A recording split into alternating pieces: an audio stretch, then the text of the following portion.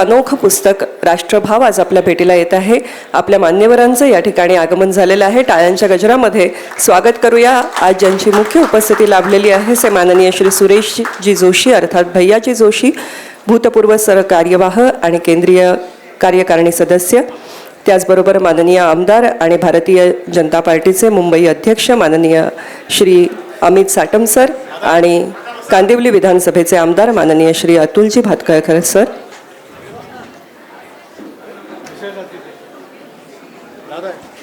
पद्मश्री दादा इदाते यांनाही मी मंचावर येऊन आसनस्थ होण्याची विनंती करते आणि स्वतः लेखक रवींद्र माधव साठे यांचीही उपस्थिती मंचावर लाभलेली आहे. पुन्हा एकदा सर्व मान्यवरांचं आणि आपणा सगळ्यांचं हार्दिक स्वागत. कार्यक्रमाला सुरुवात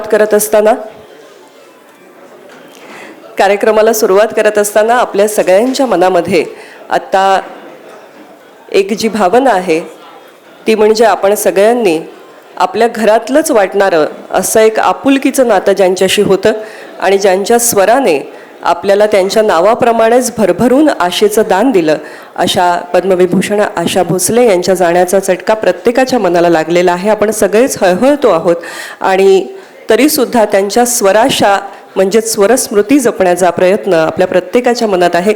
तर आज कार्यक्रमाच्या प्रारंभी आपण सगळे त्यांना मूक श्रद्धांजली अर्पण करूया.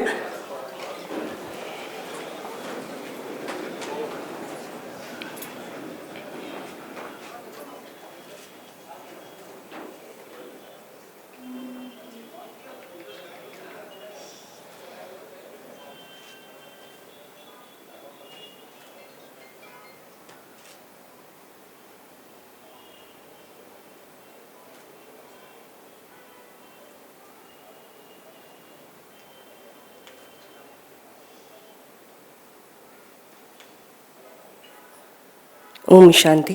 धन्यवाद.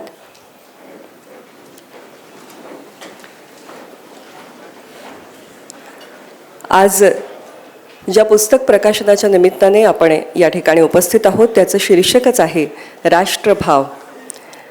आपल्या विचारांना चालना देणारं असं हे पुस्तक आहे आणि म्हणून या कार्यक्रमाच्या कुठल्याही कार्यक्रमाच्या प्रारंभी आपण ईशस्तवन करत असतो, पाहुण्यांचं स्वागत करण्यासाठी काही स्वागतपर गीत सादर करत असतो. पण आज या कार्यक्रमामध्ये एका महत्त्वाच्या विषयावरती विचारमंथन होत असताना स्वरातून विचार पोहोचवण्याची ताकद ज्या संगीताच्या शिक्षिकेकडे आहे असं मी म्हणेन. अगदी लहान मुलांपासून ते मोठ्यांपर्यंत संगीताच्या माध्यमातून विचार आणि संस्कृती पोहोचवण्याचा वसा ज्यांनी घेतलेला आहे आणि नुकत्याच ज्यांना PhD पदवी त्यांनी संपादित करून संगीताचार्य झालेल्या अशा डॉक्टर वर्षा भावे या ठिकाणी उपस्थित आहेत. मी जोरदार टाळ्यांच्या गजरात त्यांचं अभिनंदन करते आणि त्यांना विनंती करते की आजच्या कार्यक्रमाचा प्रारंभ आपण अशा एका गीताने करावा की ज्या गीताने संघगीतांची एक मोठी परंपरा आहे. या सगळ्याच गीतांनी आपल्याला चैतन्य, विचार आणि भारावून टाकणारं असं ध्येयवाद दिलेला आहे. तर असाच गीतांपैकी एक अतिशय सुंदर गीत ज्याचे शब्दच आपल्याला राष्ट्रामध्ये असंख्य गोष्टी निर्माण होत असताना शील निर्मिती किती गरजेची आहे, कंट्री आणि करिअर याचा विचार तरुणाई करते आहे, पण त्याचबरोबर कॅरेक्टरचा विचारही त्यांनी करायला हवा. हा आपल्याला संदेश देणारं हे गीत मी डॉक्टर वर्षा भावे यांना विनंती करते की त्यांनी सादर करावं.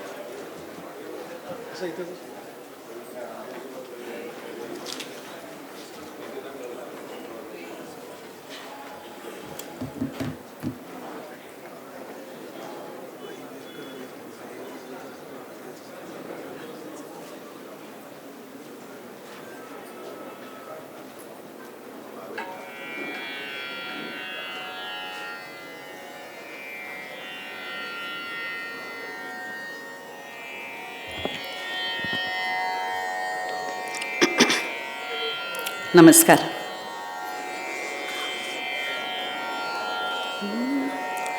हा हा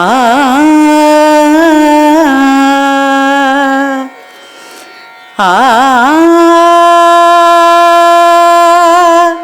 हा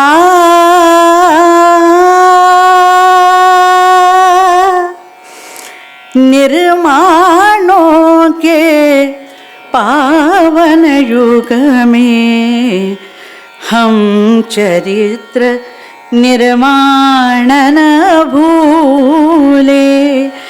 निर्माणों के पावन युग में हम चरित्र निर्माण न भूले।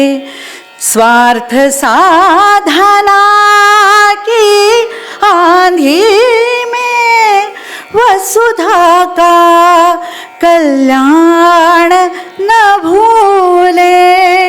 निर्माणों के पावन युग में हम चरित्र निर्माण न भूले। माना अगम अगाध सिंधु है, संघर्षों का पार नहीं है। किंतु डूबना मझधारों में साहस को स्वीकार नहीं है। जटिल समस्या सुलझाने को नूतन अनुसंधान न भूले। निर्माणों के पावन युग में हम चरित्र निर्माण न भूले। शील विनय आदर्श श्रेष्ठता तार बिना झंकार नहीं है।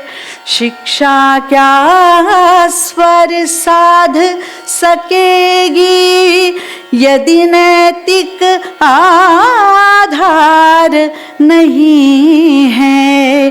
कीर्ति कौमुदी की गरिमा में संस्कृति का सम्मान न भूले।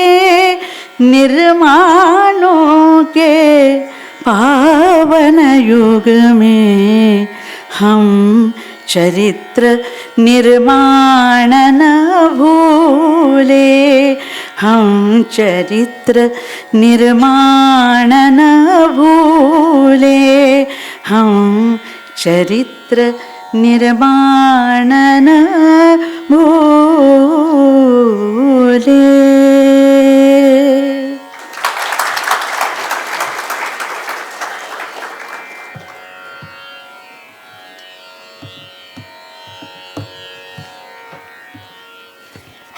धन्यवाद वर्षाते. आणि चरित्र निर्मिती करत असताना खरं तर आयुष्यात काय काय आपल्याला कमवायचं आहे याचा विचार करत असताना त्यामध्ये चरित्र निर्मितीचाही समावेश असायला हवा. पण तो तेव्हाच असू शकतो जेव्हा आपल्या जगण्याला विचारांचा कणा असेल. आणि हा कणा कधी प्राप्त होईल तर तो राष्ट्रवादातून प्राप्त होऊ शकतो. आणि म्हणून स्वातंत्र्यवीर विनायक दामोदर सावरकरांचं एक वाक्य मला या ठिकाणी आठवतं की देहाकडून देवाकडे जाताना मध्ये देश लागतो. हे जर आपण ध्यानात घेतलं तर मला वाटतं राष्ट्रवादाची वेगळी व्याख्या यापेक्षा काय असू शकते. आणि तोच विचार मांडणारं हे पुस्तक राष्ट्रभाव. किती गंमत आहे बघा, अलीकडे सोशल मीडियावरती आपण पाहिलं तर इझमचा सुळसुळाट झालेला आपल्याला दिसतो. आणि इझमच्या माध्यमातून काही विधायक घडतंय की लोक नुसतेच वादाच्या नावावरती वाद घालतायत असं आपल्याला वाटावं. असा सगळा काळ असताना राष्ट्रवादावरील या पुस्तकाचं नाव राष्ट्रभाव असं आहे. हे मला वाटतं विशेष लक्षात घेण्यासारखी गोष्ट आहे. कारण यातून भावातून संवाद निर्माण होत असतो. तर राष्ट्रवादाविषयीचा संवाद निर्माण करेल अशी या पुस्तकाची ताकद नक्कीच आहे. आणि या पुस्तक प्रकाशन सोहळ्याला मान्यवर अतिथींची उपस्थिती आपल्याला लाभलेली आहे. आणि त्यांचा सन्मान करण्यासाठी तितकीच मान्यवर व्यक्ती या मंचावरती उपस्थित आहे. मी पद्मश्री दादा इदाते यांना विनंती करते की आपण सर्व मान्यवरांचं स्वागत करावं. सर्वप्रथम स्वागत करूया पूर्व सरकार्यवाह आणि संघाच्या केंद्रीय कार्यकारिणीचे सदस्य, आपणा सगळ्यांसाठी एक आदरणीय असं व्यक्तिमत्व, आजचे आपले प्रमुख मार्गदर्शक माननीय श्री सुरेशजी जोशी अर्थात भैयाजी जोशी.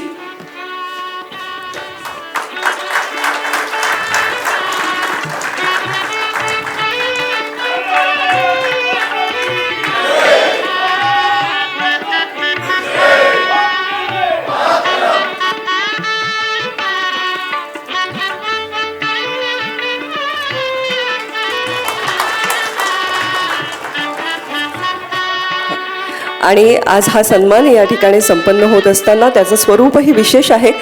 खादी ग्रामोद्योगच्या उत्पादनांनी आपण पाहुण्यांचं स्वागत करतो आहोत. ही जी शाल आहे ही सुद्धा खादीची शाल आहे. मधुबन मध आपला अतिशय प्रसिद्ध आहे, तर तोही आपण या ठिकाणी प्रदान करतो आहोत. वारली पेंटिंग या ठिकाणी प्रदान करतो आहोत. आपण सगळेच जाणता की साठे सर सध्या खादी व ग्रामोद्योग विकास मंडळाचे सभापती म्हणून कार्यभार त्यांनी सांभाळलेला आहे समर्थपणे, आणि म्हणून पाहुण्यांचं स्वागत आज या विशेष पद्धतीने आपण करतो आहोत. यानंतर मी आदरणीय दादांना विनंती करते की आपण स्वागत करावं. माननीय आमदार श्री अमितजी साटम सर, भारतीय जनता पार्टीचे मुंबईचे अध्यक्ष, एक तरुण तडफदार नेतृत्व म्हणून आपण सगळेच साटम सरांना ओळखतो.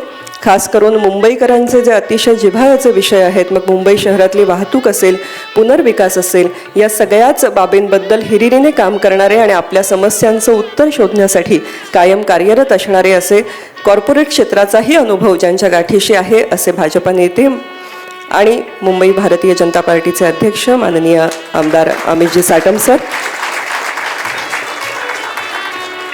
त्यांचंही स्वागत करत असताना खादीची शाल किती सुंदर असू शकते, मला वाटतं या कार्यक्रमाच्या निमित्ताने आपण सगळ्यांच्या हे लक्षात यावं. आणि मधुबन मध हाही तितकाच गोडी वाढवणारा असा आहे.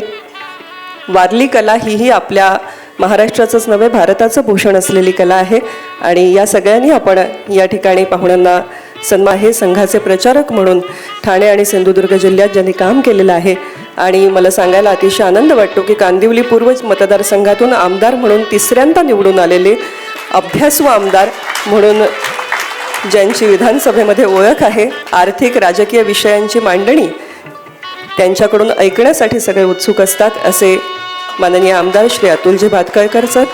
आणि त्यांची आणखी एक विशेष ओळख म्हणजे आदरणीय रवींद्र साठे सरांचे ते जिवलग स्नेही आहेत.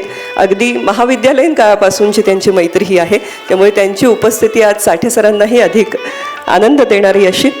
ठिकाणी भाजपचे ज्येष्ठ नेते भाई किरकर सर उपस्थित आहेत. मी त्यांना विनंती करते की आपण पद्मश्री पुरस्काराने सन्मानित दादा इदाते यांचं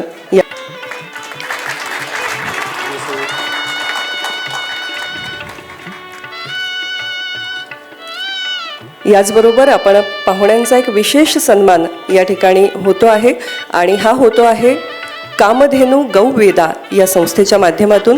हर्षद गुगालयजी यांना मी विनंती करते की आपण कृपया, कामधेनू गौवेदा नावाप्रमाणेच गौ उत्पादनांसाठी प्रसिद्ध आहे, आणि ही सगळी गोसेवा उत्पादनं जी आहेत त्याचं एक सुंदरशी भेट त्यांनी आज आपल्या सर्व पाहुण्यांसाठी आणलेली आहे.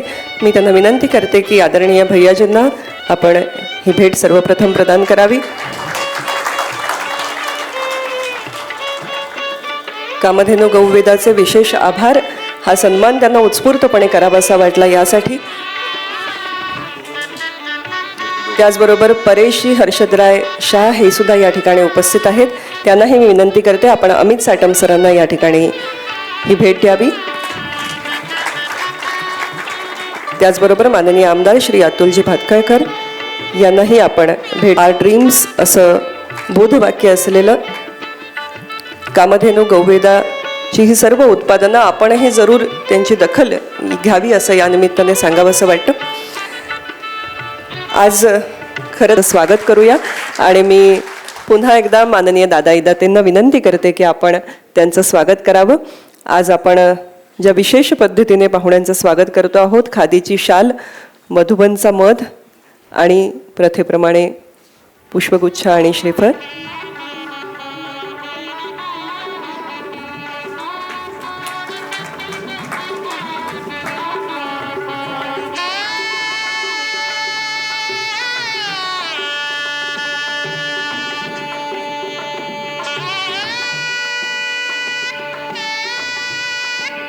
धन्यवाद. अभिनंदन आणि आभार, कारण या पद्धतीच्या पुस्तकाच्या पाठीमागे उभं राहणं ही निश्चितपणे काळाची गरज आहे. मी मान्यवरांना विनंती करते की आपण पुस्तक प्रकाशित करावं. आज या ठिकाणी हे पुस्तक आपल्या सर्वांसाठी उपलब्ध आहे. मूळ त्याची किंमत 200 रुपयाची आहे, पण आज सवलतीच्या दरात 100 रुपयात हे पुस्तक मिळू शकतं. आणि मला वाटतं की प्रत्येकाच्या घरी असावं अशा पद्धतीचा हा विचारांचा ठेवा आहे. तरुणाईच्या हाती द्यावा अतिशय सोप्या भाषेमध्ये मांडलेले विचार आहेत. छायाचित्रकारांना विनंती आहे की आपण आपणा सगळ्यांच्या टाळ्यांच्या गजरामध्ये या ठिकाणी हा क्षण आपण साजरा करूया.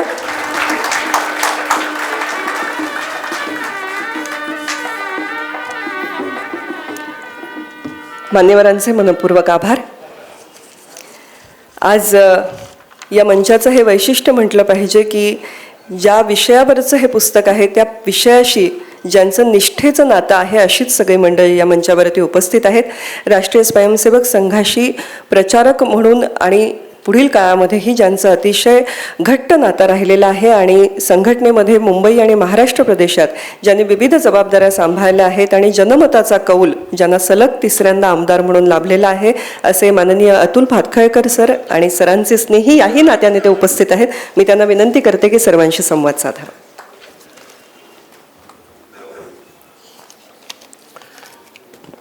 आजच्या या